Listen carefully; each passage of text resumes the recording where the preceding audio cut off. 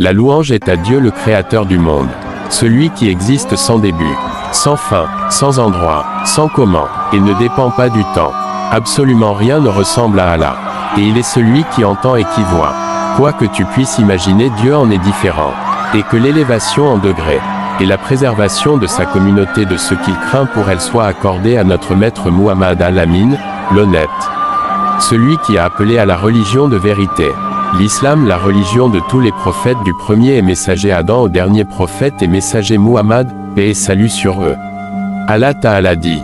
Certes, la religion que Allah agrée, c'est l'islam. Surat Ali Imran, Ayah 19. Allah Ta'ala dit aussi. Celui qui prend une autre religion que l'islam, cela ne sera pas accepté de lui, et il fera partie des perdants dans l'au-delà. Surat Ali Imran, Ayah 85. Le messager d'Allah a dit s'agissant de l'éclipse solaire.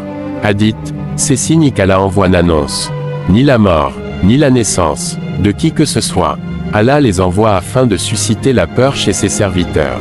De ce fait, lorsque vous voyez l'un d'entre eux, empressez-vous d'évoquer Allah, de l'invoquer, et d'implorer son pardon. Abu Musa al-Ash'ari, qu'Allah l'agrée, relate. Une éclipse solaire se produisit à l'époque du messager d'Allah, sur lui la paix et le salut.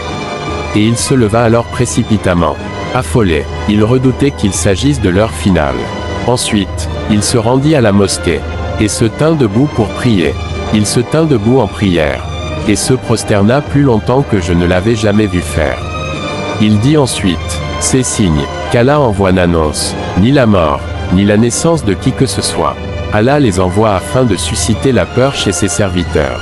De ce fait, lorsque vous voyez l'un d'entre eux, empressez-vous d'évoquer Allah, de l'invoquer, et d'implorer son pardon. Authentique. Rapporté par Al-Bukhari et Muslim. L'explication. Lorsque la lumière du soleil s'éclipsa totalement, ou en partie, à l'époque du prophète, sur lui la paix et le salut. Celui-ci se dressa comme alarmé. En effet, la parfaite connaissance qu'il avait de son Seigneur le rendit très craintif et attentif à l'égard de cette éclipse. Il fut pris de crainte en pensant au fait que la majorité des habitants de la terre étaient égarés, ou en pensant que le moment du souffle dans la trompe était venu.